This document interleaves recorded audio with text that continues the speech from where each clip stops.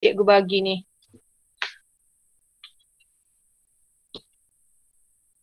Okay, jadi kita tunggu sekejap. Dia ambil masa untuk rekod ni.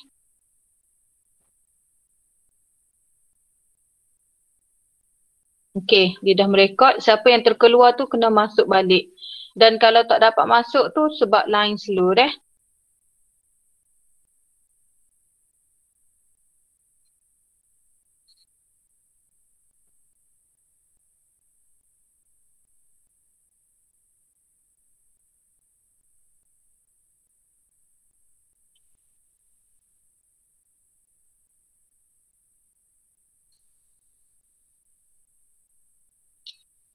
Okay, nampak tak? Boleh nampak tak? Revisi kertas 1 MPP2 deh. Jadi awak boleh tulislah tajuk pada kertas awak tu. Ini ialah revisi kertas 1 MPP2. Okay, Adeline nampak tak skrin cikgu? Nampak cikgu. Nampak beres Okay, Adila Natasha nampak tak skrin cikgu?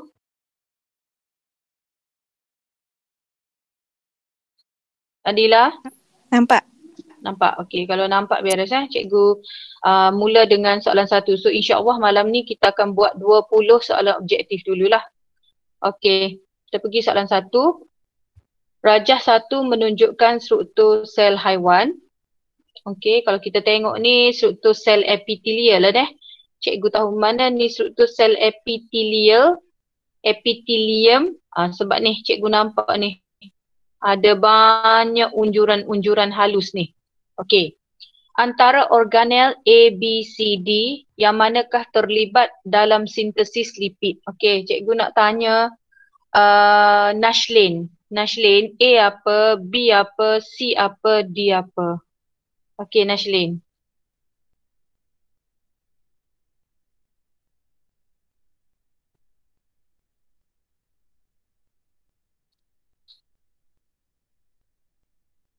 Nashlin?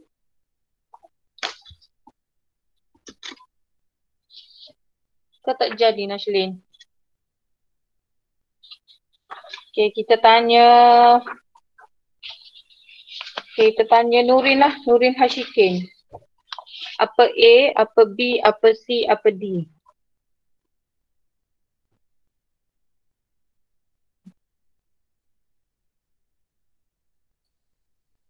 Mana tak ada juga.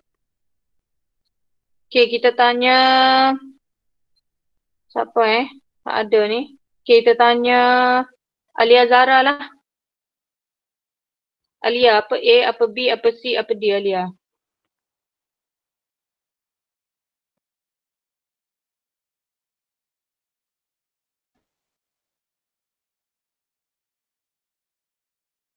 Senyap juga. Ada kedok tahu tu ni. Cikgu Masya nak jawab.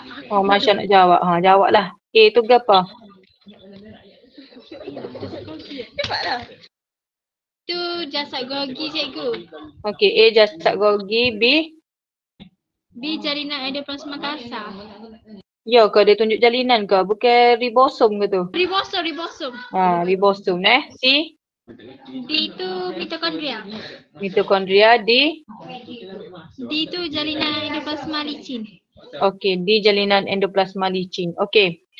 Mujur cikgu tak tanya fungsi. Okey, so kita tengok deh apakah fungsi dia. Okey, untuk jasad Golgi. Okey, jasad Golgi A ni ingat sokmo-sokmo cikgu kata dia fungsi dia 4M deh. Fungsi dia 4M dan awak boleh pecahkan dia kepada 3M tambah 1M. So 3M tu ialah memproses, membungkus, mengangkut. Memproses, membungkus, mengangkut. Nak proses, nak bungkus, nak angkut ke apa? Protein, karbohidrat, glycoprotein. Okey? Dan 1M lagi ialah mengubah suai protein. Jangan berhenti setakat ni saja. Mengubah suai protein nak jadi apa? Nak jadi enzim. Boleh So 3M tambah 1M. Okey, ribosom tapak sintesis protein. Mitochondrion tapak sintesis, tapak penjanaan tenaga. Macam mana dia jana tenaga? Melalui proses pengoksidaan glukosa, iaitu proses pembakaran glukosa untuk hasilkan tenaga semasa respirasi aerob sel. Dan jalinan endoplasma licin, cara nak ingatnya ialah licin lipid. Okay, jalinan endoplasma licin, dia sintesis lipid. So jawapan dia D. Okay, dan tolong jangan tertukar dengan jasad Golgi dengan jalinan endoplasma licin. Kalau jasad Golgi gambar dia macam ni. Dia timbung-timbung. Ni jasad Golgi dah. Okay, dia timbung macam ni. Kalau jalinan endoplasma licin, gambar dia macam ni. Dia macam sambung. Dia tak putus. Tolong sebab masih lagi ada pelajar bertukar benda ni. Jasad Golgi dia timbung-timbung. Jalinan endoplasma licin dia bersambung-sambung. So jawapan dia D. Tolong marking sebab nanti di akhirnya nanti cikgu akan ambil markah penuh. Okay, cikgu akan ambil per 50 awak betul berapa. Okay, soalan nombor 2. Rajah 2 menunjukkan satu organel yang ditemui dalam sel haiwan. Apakah organel itu? Okey, cikgu nak jawapan. Boleh tak kalau malam ni cikgu nak siapa-siapa lah tolong jawab sebab kalau cikgu panggil tuan tu cikgu tak tahu ada ke tak tahu. Okey. Saya. Okey, siapa? Eddie. Eddie, okey. Organel tu centriole. Centriole. Okey, terima kasih Eddie. So kita akan tanya siapa nak jawab lah dah. Okey, jadi kalau awak tengok ni centriole Okey, so you tengok centriole. Centriole ni hanya ada pada sel haiwan sahaja. Hanya ada pada sel haiwan sahaja. Kalau awak tengok sini dia macam struktur silinder kecil. Dia bentuk silinder. Dan dia mesti wajib wujud secara berpasangan. Maknanya dia kena ada 2 di sini dan 2 di sini. Dia berpasangan dua-dua. Okey. Fungsi dia membentuk gentian gelendung. Kalau tak ada dia, tak ada gentian gelendung. So bila tak ada gentian gelendung, kromosom tak boleh beratur di tengah-tengah. So cikgu sebut sekali lagi, centriole ni membentuk gentian gelendung. Kalau tak ada dia, tak adalah kromosom beratur di tengah-tengah atas satah khatulistiwa. So kalau soalan tanya, apa akan jadi kalau centriole tak ada? Tak ada gentian gelendung. Bila tak ada gentian gelendung, kromosom tak dapat beratur di tengah-tengah atas satah khatulistiwa. Okey? Dapat dah. Jadi jawapan dia A. Okey, cikgu nak pergi kepada yang dia sebut ni. Okey, yang ni ada jasad Golgi, cikgu dah bincang tadi. Dia ada dalam sel haiwan, sel tumbuhan, fungsi dia 4M. Cikgu tak nak sentuh tu. Okey, kloroplas. Kloroplas mengandungi klorofil. Okay, klorofil tu pigmen hijau. Apa fungsi dia? Dia serap cahaya matahari. Sebab apa? Sebab dia buat tindak balas cahaya. Dia akan tukarkan kepada tenaga kimia semasa fotosintesis. Jadi kloroplas mengandungi klorofil, pigmen hijau yang serap cahaya matahari kepada tenaga kimia semasa fotosintesis. Dan akhir sekali lysosom. Okay, awak ingat macam ni je. Lysosom, lysozim. Okay. Lysosom, lysozim. Zim tu ke apa? Enzim. Jadi dia ni adalah kantung berbentuk sfera. Nampak ni kantung macam bentuk sfera. Dia mengandungi enzim lysozim, lysosom, lysozim. Dia ada enzim yang boleh menguraikan molekul kompleks dan menguraikan bakteria serta organel rosak. So ingatlah enzim-enzim ni untuk mencerna, menghidrolisis, memecahkan. Memecahkan ke apa? Molekul kompleks, memecahkan bakteria, memecahkan organel rosak. Okey, soalan nombor 3. So jawapan dia tadi A dah. Okey, rajah 3 adalah satu carta palang bagi kepadatan 3 jenis organel di dalam sel P. Dia tak cakap sel apa. Okey, so cuma dia bagi jadual palang tu awak kena tengok. Okey, apakah sel P? Siapa nak jawab?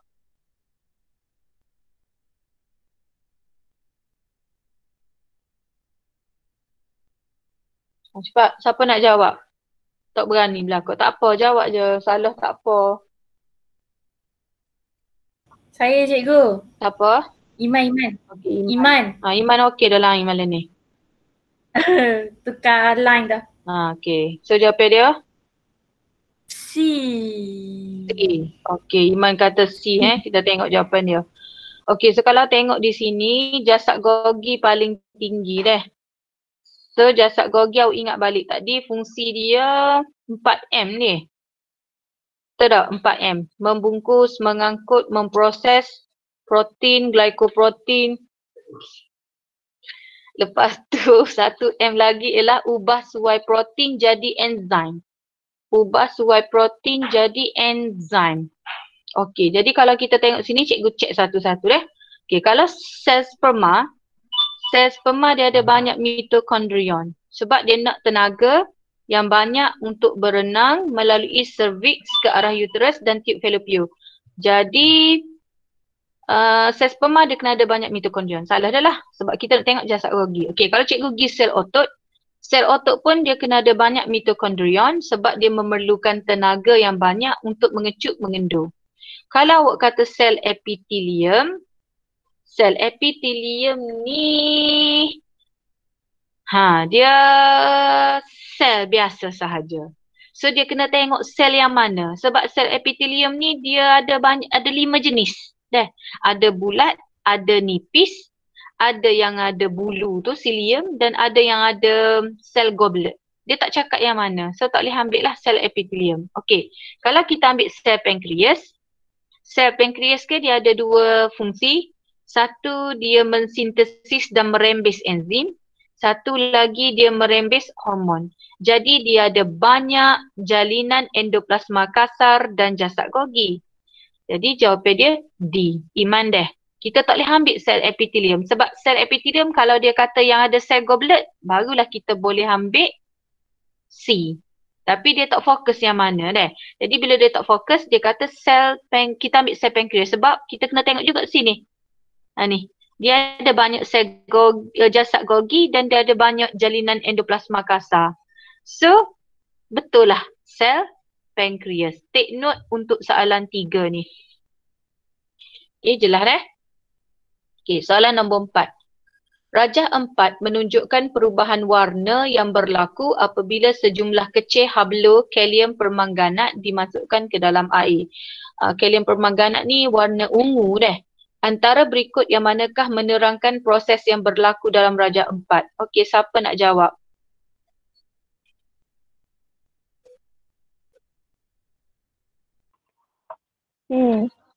Siapa ni? Alia. Alia. Okey, so jawab C. Okey, kita tengok So, antara berikut yang manakah menerangkan proses. Jadi, kalium permanganat ni warna dia purple So, purple, awak nampak dalam bekas ni cikgu masukkan air. Kemudian cikgu titiskan. Kalium permanganat. So, di sini kepekatan dia tinggi sebab banyak. Di sini tak ada apa-apa kepekatan rendah. Kita tinggal dalam 2 minit, kita dapati semua dah warna purple. Okey, jadi maksudnya dari tinggi bergerak ke rendah. Okey, jadi proses ini adalah proses resapan ringkas. Kenapa? Sebab dia adalah pergerakan rawak molekul atau ion dari kawasan berkepekatan tinggi ni, kawasan yang banyak cikgu titis ni, kawasan tinggi ke kawasan kepekatan rendah. Tak kisahlah sama ada nak melalui membran atau tanpa membran. So jawapan dia C. Pergerakan molekul adalah dari kawasan kepekatan tinggi di sini kemudian bergerak ke tempat rendah. Okey? Boleh? Okey, soalan 5. Rajah 5 menunjukkan pergerakan 2 bahan dari kapilari darah ke dalam satu badan. Okey, so kalau awak tengok ada pergerakan glukosa, ada pergerakan oksigen. Okey, siapa nak jawab apakah pergerakan glukosa dan oksigen dari kapilari darah ke dalam sel badan? Okey, siapa nak jawab? Cikgu ni sebab tak ada PSO dia. Kalau ada PSO lagi cikgu tambah 5 markah untuk siapa jawab soalan. C, cikgu. Siapa ni? Nasrin. Okey. Tak apa, salah betul tu lain kira deh. Yang penting mencuba. Okey, rajah 5 menunjukkan pergerakan 2 bahan. So kalau tengok di sini ada glukosa, Nasrin jawab C Okey, kemudian ada oksigen. Okey, so kita tengok jawapan dia. Okey. So kalau tengok di sini, tengok kalau gas, oksigen, karbon dioksida, kalau gas tak ada benda lain, resapan ringkas. Okey. Kalau glukosa sa, cikgu ajar dah. Glukosa sa asid amino ni dia adalah molekul besar. Glukosa sa molekul besar. Okey. So dia mesti dibantu. Maka dibantu oleh protein pembawa. Jadi resapan berbantu. Kalau cikgu sebut air je, automatik osmosis. Jangan hidup mikir-mikir banyak. Okay? Tapi hati-hati, selain daripada oksigen dan karbon dioksida resapan ringkas, ini pun secara resapan ringkas juga deh. Asid lemak, glycerol, vitamin larut adik, ingat tak melalui vilus tu? Dia masuk secara resapan ringkas. Hati-hati. Kalau ion, resapan berbantu juga tetapi dia melalui protein liang. Kalau molekul besar, resapan berbantu juga tapi sebab dia benda besar, maka dia kena dibawa. Protein pembawa. Bawa benda besar. Bawa, bantu, besar. Boleh ingat 3 perkataan tu? Bawa, bantu, besar. Protein pembawa melalui resapan berbantu membawa molekul besar. Kalau dia tu jenis ion, bantu juga tetapi melalui protein liang. So jawapan dia C. Okay, soalan 6.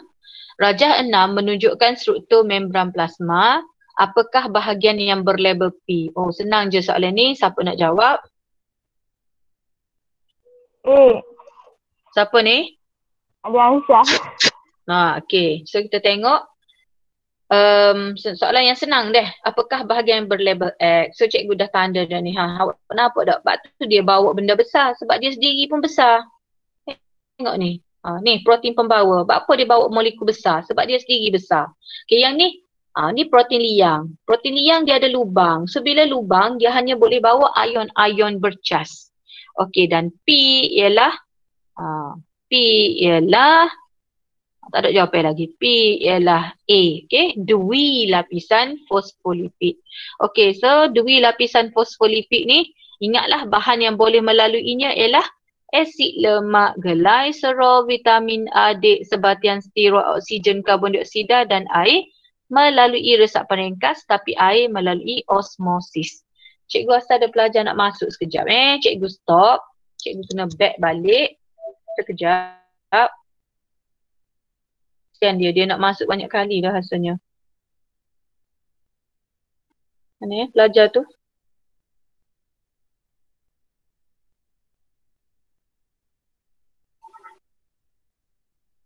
Okey.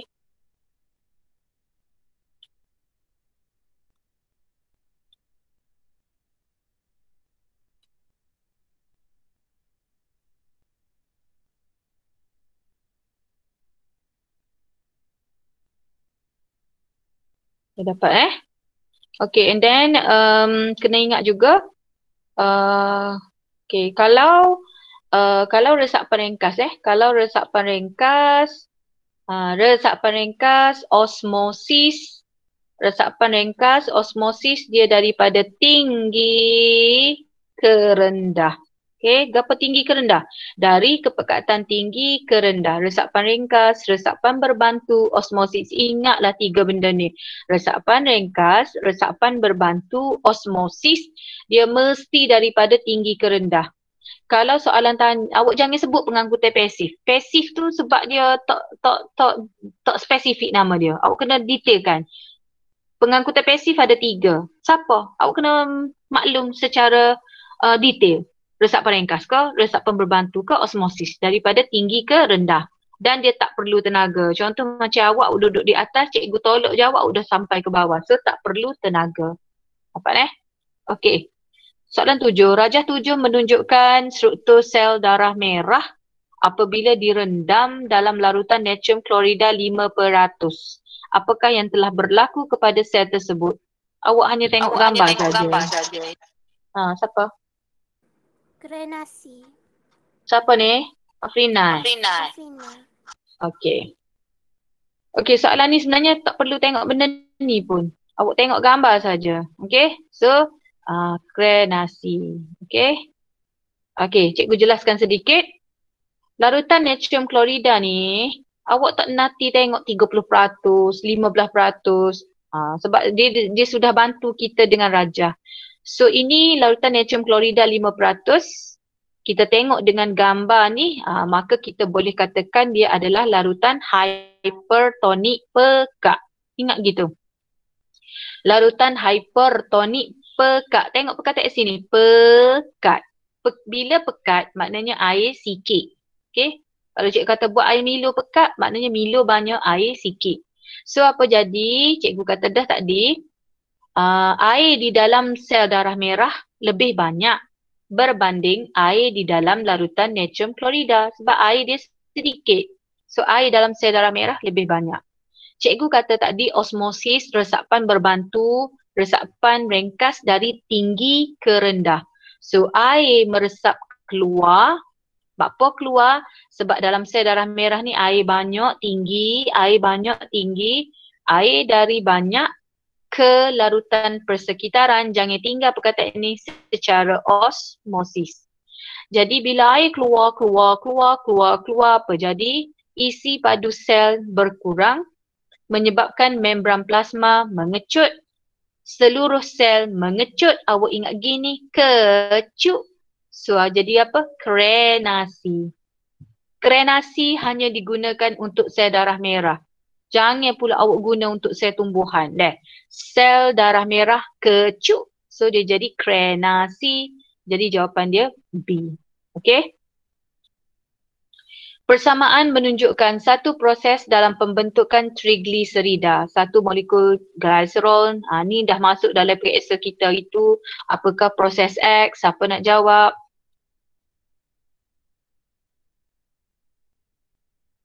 Dah B. masuk dah tak boleh. Siapa ni? Nasrin. Nasrin pula.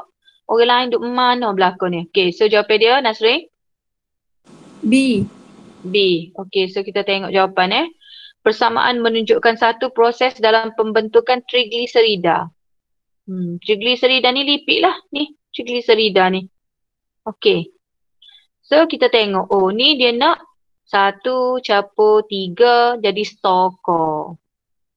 Okay. So apakah proses X? Cikgu kata dah.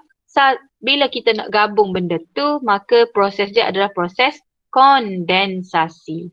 Nampak? Membina. Maknanya mono campur mono jadi 2. So nampak tak? Benda tu kita ambil, kita cantum jadi stokor kondensasi. Tapi kalau cikgu buat macam ni, stokor, cikgu nak pecahkan dia. Jadi satu-satu balik, maka kita panggil dia hidrolisis. Apa hidrolisis? Sebab dia kena campur dengan air 3 molekul. Barulah dia boleh lisis, dia pecahkan. So dia pecahkan trigliserida, wajib tambah 3 molekul air, maka dia akan jadi 3. Kena sebut ni dalam periksa nanti. 3 asid lemak, 1 glycerol. Okay, so jawapan dia B. Rajah 8 menunjukkan tindakan satu enzim ke atas molekul laktosa. Okey, apakah yang mewakili P, Q dan R? Soalan ni senang je. Nampak dah cikgu buat ke? So cikgu bagi jawapan teruslah yang ni. Okey, so jawapan dia C. Apa begitu Okey. P ialah enzim. Cikgu check mana? Cikgu ajar dah P enzim sebab dia besar dan dia ada tapak aktif ni. P enzim sebab dia besar, dia mangga, dia ada tapak aktif. Dia akan bergabung dengan substrat. Okey. So, dalam soalan ni dia dah bagi tahu siap-siap. Dia kata ada enzim akan bertindak ke atas laktosa. Jadi, substrat kita ialah laktosa. So, awak dah dapat dah. Oh, bila benda ni substrat laktosa, automatik enzim dia laktase. Nampak? Automatik enzim dia laktase. Bertindak ke atas laktosa. Cuma lo ni awak tak tahu. Dia nak hasil gapo. So cikgu ada bagi formula galak untuk la. Awak ingat tak cikgu ajar awak tepi ni sokma-sokma mesti glukosa sebab dia unit ringkas. So glukosa tambah apa? Tambah galaktosa ni. Tambah galaktosa. Hasil galak untuk lah, okay? Galak untuk lah. So hasil laktosa campur air. Sebab apa cikgu belakang ni wajib ada air? Sebab dia dah jadi stoker dah laktosa. Kalau nak pecah mari kok ni balik, dia kena tambah air. So galak untuk lah, maka glukosa tambah galaktosa dipecahkan oleh laktis jadi laktosa dan air. Ditindakkan oleh laktis jadi laktosa tambah air. Maka kita pun susun. Okay, P enzim. So P enzim laktis. Dia menghasilkan Q dan R. So Q dan R tu tak apa mana-mana. Cikgu kalau saya buat sini glukosa, sini galaktosa, mana-mana betul berlaku. Dah. Okey, so jawapan dia C. Okey, soalan 10. Rajah 9 menunjukkan sel-sel pada peringkat mitosis yang berlainan. Di manakah sel-sel ini boleh dijumpai dalam sel tumbuhan? Cikgu nak dengar jawapan Syazlin lah. Okey, Syazlin, di mana? Saya jawab C, cikgu. B. Awak jawab B. C. C. Okey, awak jawab C Okey, kita tengok. Menunjukkan sel pada peringkat mitosis yang berlainan. So kita tengoklah. Oh, ni peringkat anafasa ni. Sebab apa cikgu kata anafasa? Sebab dia asing-asing. Nampak? Cikgu nak tunjuk yang ni deh, asing-asing yang ni. Ni. Nampak dia pergi sana sah? Cikgu nak tunjuk yang ni, asing-asing yang ni. Asing-asing. Anafasa. Yang ni telofasa. Sebab nampak ada dua, dia sudah tiba ke kutub berasingan. Yang ni sebab dia jelas, ini adalah profasa. Dua-dua ni profasa deh. Okey. Jadi ni ialah peringkat mitosis. Okey, di manakah sel-sel ini boleh dijumpai dalam sel tumbuhan? Jadi kita put back balik. Kita kena ingat balik. Di tumbuhan ada dua jenis. Iaitu tisu meristem dan tisu kekal. Cara cikgu ingat ialah gini. Kalau tisu meristem, dia kan duduk hujung pucuk hujung akar. So bila duduk hujung pucuk hujung akar, dia sangat aktif membahagi secara mitosis. Ingat, hujung pucuk hujung akar aktif membahagi secara mitosis. Ni nama dia tisu kekal. Nama lagi tisu kekal. Maknanya dia memang dah matang dah. Okay, tisu kekal ni dia tisu matang dah. So, kalau dia tu adalah tisu epidermis, dia tisu kekal. Kalau dia tu tisu vaskular, dia tisu kekal. Kalau dia tisu asas, tisu kekal. Jadi kita tengok deh. Kalau awak tak erti nak beza, tisu flowerworm tu tisu apa? Tisu flowerworm tu jenis tisu kekal, jenis tisu vaskular. Tisu flowerworm jenis tisu kekal iaitu jenis tisu vaskular. Apa? Sebab dia ni vaskular ni tisu mengangkut. Tisu yang berperanan untuk mengangkut. Apa dia? Xylem. Xylem tisu vaskular. Okey, jadi dia kalau vaskular ni untuk mengangkut belakang. Kalau awak kata tisu asas awak ingat ni lah. Kolenkaima, sklerenkaima, parenkima. Memberi sokongan. Jadi kita tolak tisu epidermis. Sebab tisu epidermis ni tisu kekal. Okay, epidermis atas, epidermis bawah. Dia tisu kekal lah. Tisu flowerworm tak boleh dah. Okay, sebab dia tisu vaskular, tisu kekal. Tisu asas, tisu kekal. So jawapan dia C. Okay. Okay, soalan seterusnya. Rajah 10 menunjukkan fasa art dalam pembahagian sel. So cikgu buat siap-siap dah kawak. Fasa art ni ialah telofasa 1. Ada pelajar jawab telofasa saja. Salah deh, bukan telofasa deh. Telofasa kalau awak kena tengok balik rajah mitosis. Ni kalau dia masih bentuk macam ni, maknanya telofasa 1, meiosis 1. Apakah fasa terdahulu sebelum? Dia nak fasa terdahulu sebelum telofasa 1. Okey, cikgu nak dengar jawapan Maisarah. Okey. A, Maisarah. Sekejap, telofasa tu. So A. Dia takut lah bila cikgu tanya gitu. Awak pun takut selalu. Okey. So ingat deh formula dia. Dia mitosis ke meiosis ke dia kena ikut benda ni. Pok, mak. Okay, pok, mak. So ingat pok, mak. P itu profasa. Dia kelihatan pendek dan tebal. Okay, dia kena kromosom tu kelihatan pendek, tebal, padat. Pendek, tebal, padat. Okay, profasa. Kalau metafasa, formula dia mari beratur tengah-tengah. Kalau ada gambar dia duduk beratur tu, mesti metafasa. Kalau dia asing-asing, dia berpisah, anafasa. Kalau dia tiba ke kutub, dia dah masuk macam sarang nak putus tu, itu ialah telofasa. Tapi awak kena hati-hati sebab ni masih lagi gambar kromosom. Okay, gambar kromosom. Sepatutnya kalau mitosis, dia akan jadi kromatik. Tapi ni masih lagi kromosom, tak ada benda lain, mesti meiosis peringkat 1. So, kita tengok ni dulu. Telofasa 1 deh. Telofasa 1. Dia kata setiap set kromosom. Awak nampak? Masih lagi peringkat kromosom. Okay. Sebab apa dia masih lagi kromosom? Sepatutnya dia dah kromatik. Kromatik ni untuk mitosis dan juga meiosis peringkat 2.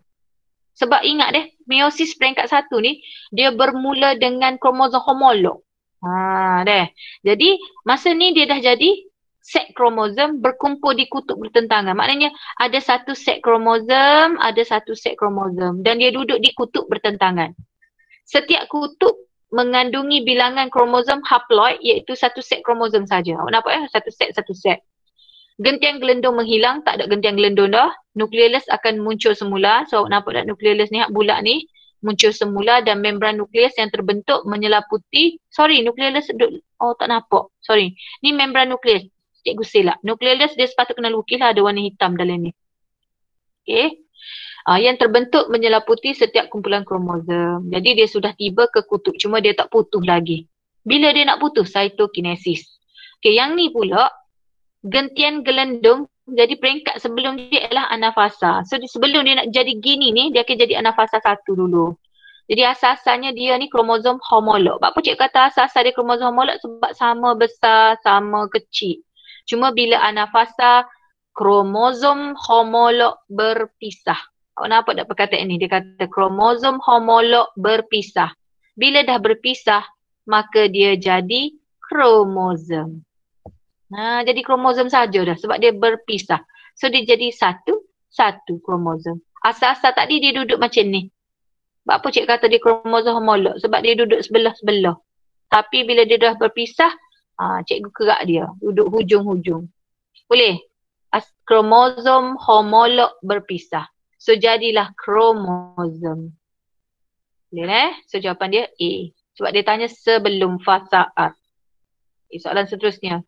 Berikut adalah penerangan tentang kitar sel oleh 2 orang murid biologi. Okey, pelajar atas kata sintesis DNA berlaku. Pelajar di bawah kata DNA menjalani replikasi di mana kromosom terdiri daripada 2 kromatik kembar yang seirah. So, peringkat mana? Apakah fasa yang diterangkan? Cikgu nak jawapan alani.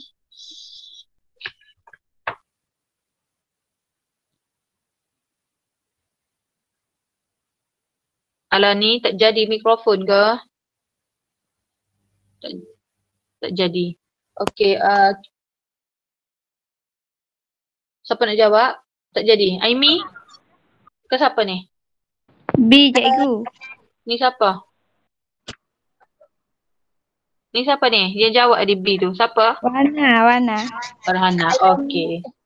Okey, so Farhana kata B Okey, kalau kita tengok sini, dia bermula dengan G1 dulu Semua ni kita panggil peringkat interfasa belakang ni. Ni semua ni kita panggil interfasa. Okey. Interfasa ni sebenarnya peringkat rehat. Tapi dia sebenarnya tak rehat pun. Sebab apa cik kata dia tak rehat? Sebab dia buat G1, growth 1. Lepas tu dia buat S. Lepas tu dia buat G2. Lepas siap semua G1, S, G2. Barulah dia bersedia nak masuk peringkat mitosis pok mak tadi. Okey, jadi apa dia buat masa G1? G1 ni kita panggil fasa pertumbuhan 1. Okey, fasa pertumbuhan 1. Sebab tu dia panggil growth 1. Jadi masa ni dia akan mensintesis protein dan organel. Dia akan buat banyak-banyak protein, dia buat banyak-banyak organel. Siap semua tu, dia pun masuk pula peringkat S. S ni sintesis. Nak sintesis ke apa? Sintesis DNA banyak-banyak. Nanti DNA akan mereplikasi. Mana DNA mereplikasi ni? Daripada satu, dia pun buat seekor lagi. Jadi 2. Tu dia panggil DNA mereplikasi. Daripada 1, dia buat replika 1 lagi. Dapatlah 2. Okey, so dia panggil sintesis, peringkat sintesis. Sintesis DNA mereplikasi. Okey, fasa pertumbuhan 2, growth 2, dia akan kumpul tenaga banyak-banyak. So bila dah cukup, dah berlaku, protein cukup, organel cukup, sintesis DNA cukup, tenaga banyak-banyak cukup, barulah dia bersedia nak masuk peringkat mitosis. So apakah fasa yang diterangkan oleh murid tersebut? Dia kecek pasal sintesis DNA, DNA replikasi. So jawapan dia B. Okay, dapat Pernyataan di bawah merujuk kepada satu teknik dalam pertanian. Eksplan dikultur di dalam medium kultur yang steril, kalus terbentuk dan berkembang menjadi anak-anak pokok. Okey, cikgu nak dengar jawapan Nur Zulaika.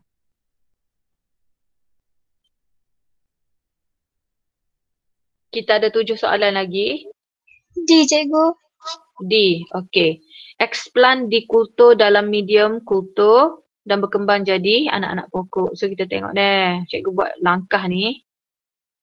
Okey. Kalau kata pembiak bakaan, biak baka maknanya dia kena pilih baka-baka molek, dia biak jadi banyak-banyak. Okey, sedangkan sini kita nampak dah dia kata eksplan dikultur dalam medium kultur yang steril. Dia kena kultur dalam medium bebas kuman. Nanti terbentuk kalus. Mana kalus? Inilah kalus. Nanti kalus tu akan keluar pucuk, keluar akar, jadi anak pokok. So teknik ni ialah teknik pengklonan. Pengklonan juga adalah kultur tisu. Pengklonan adalah kultur tisu. So macam mana cara dia buat? Dia ambil cebisan tisu sikit je dia ambil. Itu kita panggil dia eksplan. Kita panggil eksplan. Eksplan ni maksudnya cebisan tisu kecil je. Nak ambil mana? Ambil lah daripada mana-mana tumbuhan induk. Awak ambil, katakan contoh awak ambil daripada carrot, awak ambil daripada pisang yang elok, yang comel, yang sedap. Awak ambil daripada mana-mana. Nak ambil tisu meristem boleh. Nak ambil tunas pucuk boleh. Tunas sisi boleh. Nak ambil daripada daun boleh. Hujung akar boleh. Dan potong kepada saiz yang kecil. Awak ambil kecil dah tapi awak potong lagi jadi kecil-kecil. Kemudian eksplan disteril menggunakan larutan natrium hypochlorida. Untuk apa steril? Untuk elak pertumbuhan bakteria dan fungi. Kemudian eksplan dimasukkan dalam medium kultur. So you nampak tak, ni lah medium kultur. Dia sudah ada nutrien, dia sudah ada hormon oksin. Kemudian kita masukkan dalam incubator. Incubator ni ialah peti sejuk. Suhu 30-37, pH optimum untuk beberapa minggu. Tidak lama kemudian, sel tu akan membahagi secara mitosis. Lalu menghasilkan sekumpulan tisu yang dipanggil kalus. Mana kalus ni? Warna putih ni. Ni. Kalus lah tu. Nanti kalus membahagi, membeza. Keluar pucuk, keluar akar. Lalu jadi plantlet. Ni plantlet. Anak pokok. Nanti anak pokok kita pindahkan ke ladang yang terkawal. Dalam rumah hijau. Dari rumah hijau barulah kita pindah ke ladang besar. Okay, macam contoh kamera Highland lah. So jawapan dia D. Jadi pengklonan ni adalah kultur tisu. Okay, Rajas 11.1 menunjukkan 2 kelas makanan. Okay, cikgu dah label siap-siap tu. Protein ada, karbohidrat ada. Antara bahagian A, B, C, D yang mana mencernakan kedua-dua kelas makanan yang ditunjukkan dalam Rajas 11.1. So mana daripada A, B, C, D ni mencernakan protein dan karbohidrat. So cikgu nak tanya Adila lah. Malam ni Adila ada ke 5 cekal?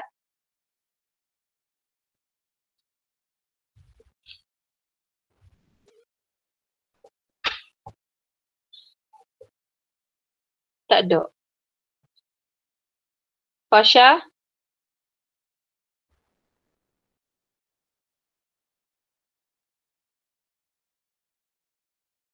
Tak ada juga. Mana pakat tak ada belakang ni. Kau takut je kata dah ke? Jangan takut. Salah tak apa. Asalkan kita ni belajar. Okay, Syasha. Cikgu, saya jawab C. Awak jawab? C. Okay, so kita nak protein dan karbohidrat deh. Okay, kita tengok jawapan A tu mulut. Okay, so kalau mulut dia hanya cerna karbohidrat saja. Okay, cerna karbohidrat saja, pH dia 6.5 hingga 7.5. Kenapa cerna karbohidrat saja? Sebab dalam mulut ni ada amylase ailio cerna kanji kepada matosa. So jawapan A salah. Okay. Kalau jawapan B, B tu perut. Perut hanya cerna protein saja. Kenapa? Sebab dia ada enzim pepsin dan renin. So nampak tak perut ni dia berasid. So dia akan cerna pepsin, protein kepada polipeptida. Kalau renin mengentalkan susu kasinogen kepada kesin. Okey, kalau cikgu jawab D, so B salah Kalau cikgu jawab D, D tu ialah bukan usus kecil tu, usus besar.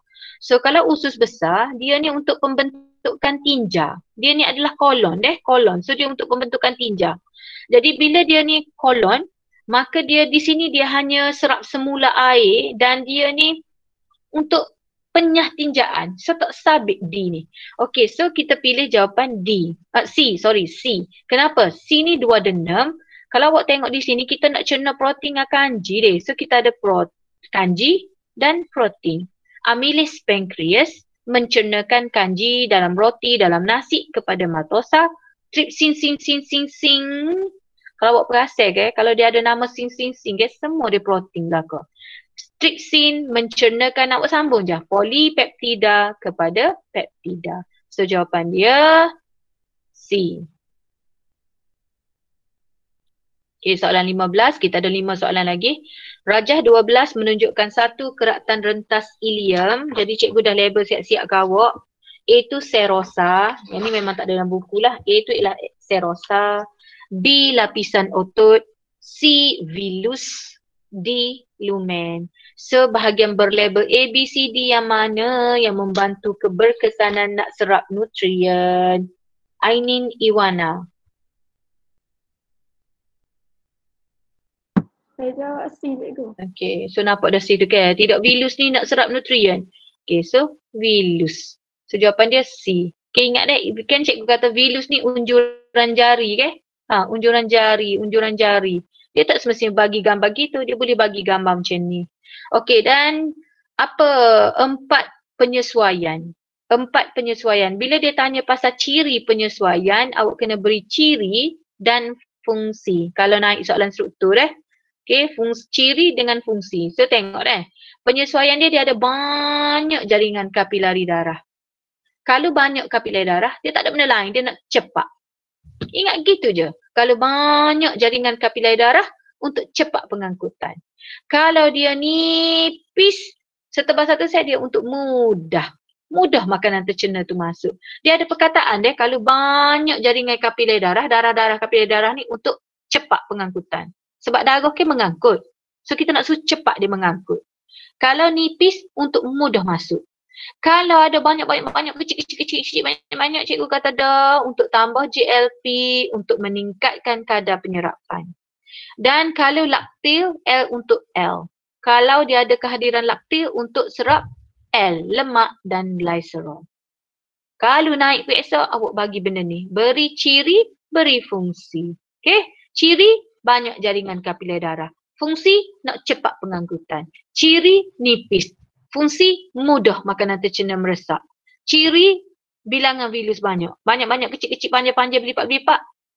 Fungsi, tambah GLP untuk meningkatkan kadar penyerapan makanan. Ciri, ada laktil. Untuk L, serap asid lemak dan glycerol. Okay. Soalan 16. Rajah 13 menunjukkan satu organ dalaman X dalam badan manusia. So X ialah hati. Aktiviti-aktiviti manakah yang akan terjejas jika organ X rosak? Ni soalan sebaliknya Ingat tak cik kata soalan songsang. Apa jadi kalau X rosak?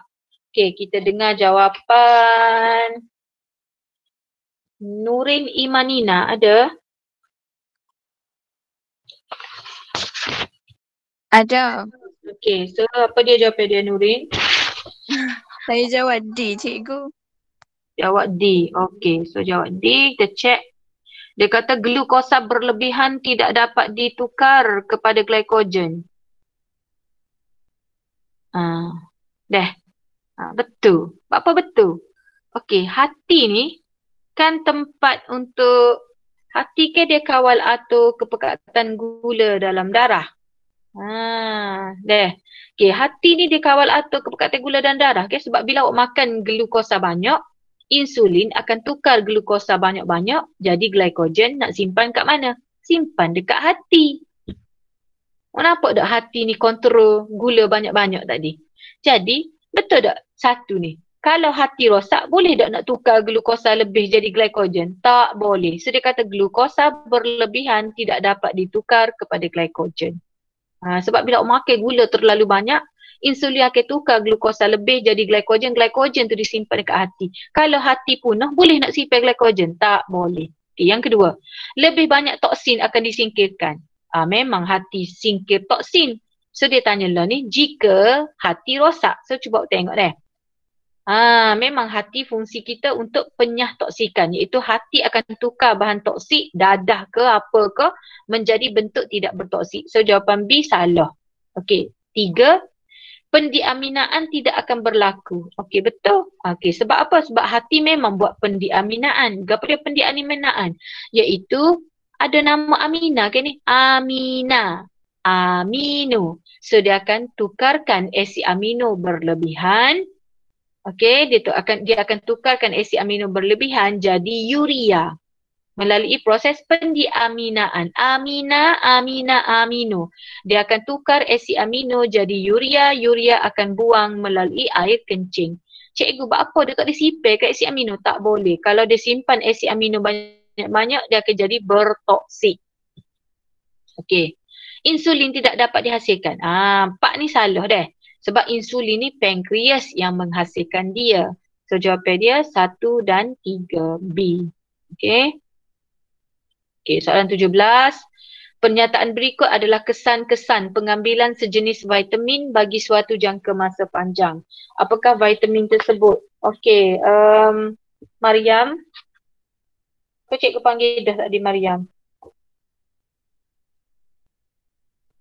Alia Irdina. Nur Alia Irdina. D, cikgu. Okey, awak jawab D Okay, kita tengok sini. Kalau ambil kesan pengambilan sejenis vitamin akan bagi suatu jangka masa panjang, dia akan jadi gangguan fungsi otot. Kalau cikgu jadi awak pun, cikgu tak boleh jawab lagi soalan ni sebab cikgu tak nampak. Gangguan fungsi otot. Cikgu tak erti. Okey. Tapi cikgu pergi yang kedua. Enapan kalsium berlaku pada otot. Okey. Jadi sebenarnya benda-benda ni semua ni gapa ini ialah malnutrisi Malnutrisi. Malnutrisi ni lama dah tak naik SPM. So apa maksud malnutrisi ni ialah iaitu pengambilan gizi yang tak seimbang. Sebab apa tak seimbang? Tak seimbang lah sebab awak ambil kurang ataupun awak ambil berlebihan ataupun awak ambil tapi dalam perkadaran tidak betul. Contoh maksud dia macam ni. Ambil kalsium tapi kurang pun malnutrisi. Ambil kalsium tapi lebih. Malnutrisi juga. Ambil kalsium tapi ikut kadar yang tidak betul. So kalau kurang, kalau berlebih, kalau ambil kadar tidak betul, kita panggil malnutrisi. Okey, kalau cikgu jadi awak lah, cikgu terus tengok sini. Cikgu terus tengok sini. Tidak kita vitamin B ni, vitamin D, awak ingat vitamin D ni dia ada 3 beradik. Apa cakap cikgu kata 3 beradik? Tidak, dia 3 beradik dengan kalsium, dengan fosforus. Ingat vitamin D, kalsium, fosforus ni, dia ni 3 beradik untuk pembentukan tulang dan gigi yang kuat.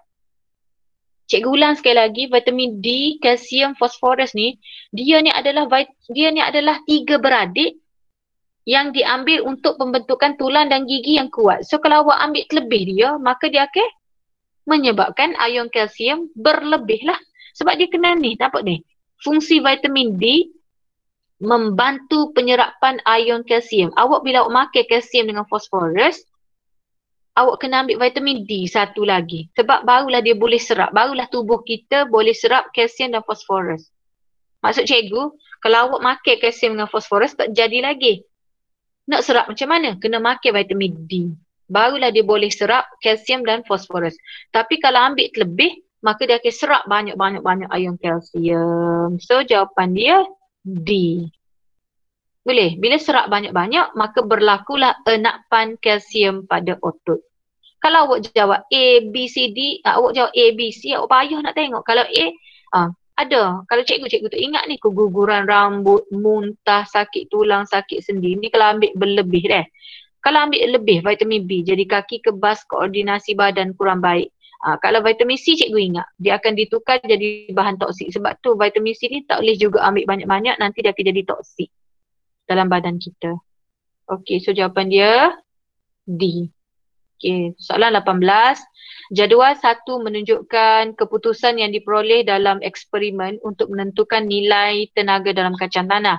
So untuk soalan ni, awak kena hafal formula. Dalam SPM, biologi dia tak bagi formula macam AdMath, macam MathMode dia tak bagi deh. So nilai tenaga makanan 4.2 ni nilai tetap. Okey, nilai muatan haba. Darab dengan jisim air. Jisim air jangan takut. Jisim air ni ialah isi padu. Okey. Jisim air tu isi padu. Darab peningkatan suhu. Peningkatan suhu ni awak kena ambil suhu akhir tolak suhu awal.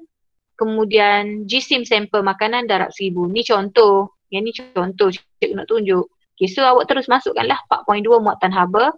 Darab jisim air. Jisim air tu ialah sama dengan isi padu air. 15. Cikgu pun tolak peningkatan suhu air tu dah bagi dah 55. Bahagi jisim makanan. Mana? Jisim kacang 0.7 darab 1000. So dapatlah 4.95. Sebab apa kena darab 1000? Sebab ada perkataan kilojoule. Kalau tak ada, tak payah darab 1000. Kalau ada kilo, kena darab 1000. So jawapan dia B. Okay? Bukan D. Sebab dia ada perkataan kilo. Nampak Proses manakah yang melibatkan respirasi aerob?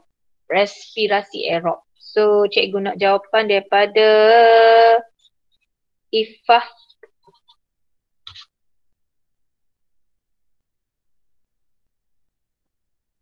Ifah?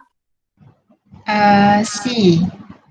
Ifah jawab C deh. Okey, so kita tengok Okey, respirasi aerob. Dia nak respirasi aerob. Respirasi aerob melibatkan pengoksidaan glukosa. Gapo cikgu pengoksidaan glukosa? Awak nampak dah sini. Pengoksidaan glukosa maksud dia oksigen. Maknanya nak bakar glukosa kena ada oksigen. Itu maksud pengoksidaan glukosa. Dia kata secara lengkap. Lengkaplah sebab ada oksigen. Dan dia kata dalam kehadiran oksigen. Nampak? Sebab tu dia panggil pengoksidaan glukosa. Sebab dia bakar glukosa dengan kehadiran oksigen. Lalu menghasilkan karbon dioksida, air dan tenaga. Maksudnya, kena ada oksigen. So, kalau tengok, penapaian yeast. Penapaian yeast ni tak ada oksigen. So, anaerob. Peringkat awal percambahan biji benih. Masa mula-mula biji benih nak bercambah, tidak duduk dalam tanah. Tak ada oksigen. Tak cukup oksigen. Tak cukup oksigen. Anaerob. Pertumbuhan pokok padi dalam keadaan air bertakung. Tak cukup oksigen. So, pengecutan otot jantung semasa murid sedang berehat. Awak bukan buat aktiviti cergas, awak berehat. So, bila aktiviti awak berehat, maka awak melakukan respirasi aerob, pengoksidaan glukosa secara lengkap dengan kehadiran oksigen, menghasilkan karbon dioksida, air dan tenaga. Boleh? Okey, so jawapan dia C. Soalan 20. Raja 14 menunjukkan eksperimen respirasi anaerob dalam yeast. Apakah yang dapat diperhatikan selepas 1 jam? Okey, cikgu nak jawapan Farisa.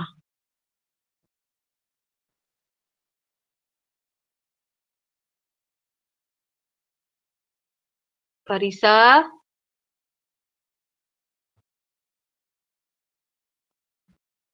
Kan tak jadi. Fazliza? Nak adalah seorang daripada kelas 5 best. B cikgu. Siapa ni? Wana. Wana cikgu. Wana. Okay, very good. Okay, so kata Raja 14 menunjukkan eksperimen respirasi anaerob Okay, so Wana jawab B. So kita check Dia kata apakah yang dapat diperhatikan selepas 1 jam? Awak nampak tak kita masukkan minyak parafin? Minyak ni dia supaya oksigen jangan masuk.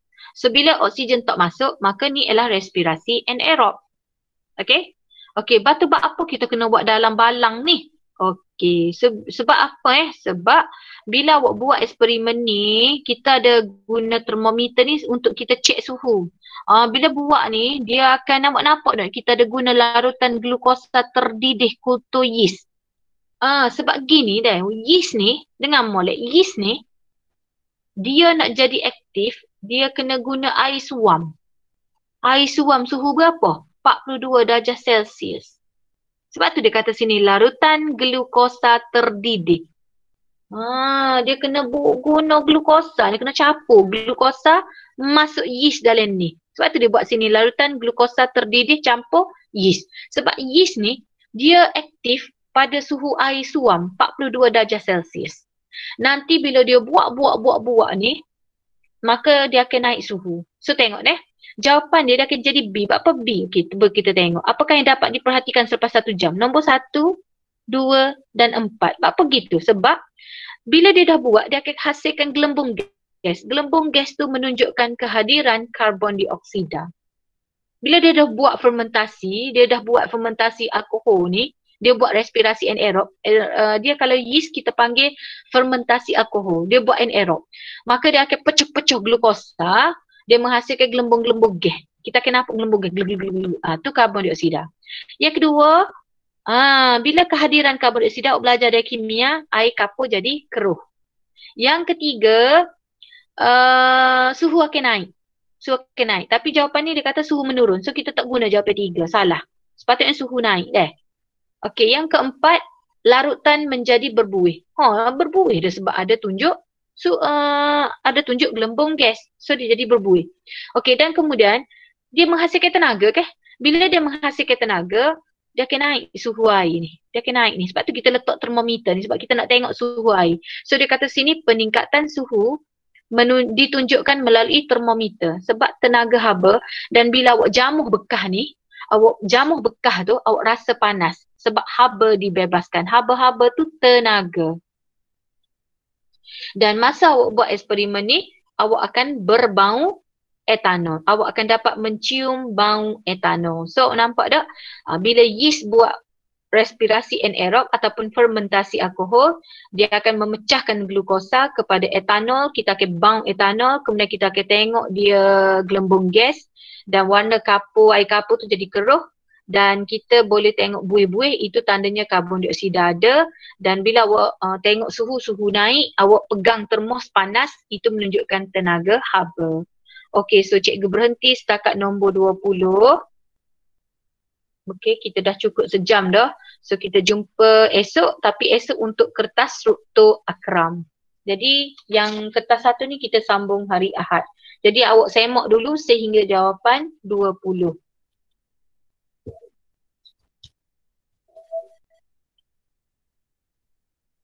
Okey. So kita jumpa esok lah untuk soalan struktur akram. Okey, Assalamualaikum. Boleh berehat lah. Terima kasih cikgu. Okey, sama-sama. Yang mana tak bunyi mikrofon tu back key lah. Okey, check dia punya ni.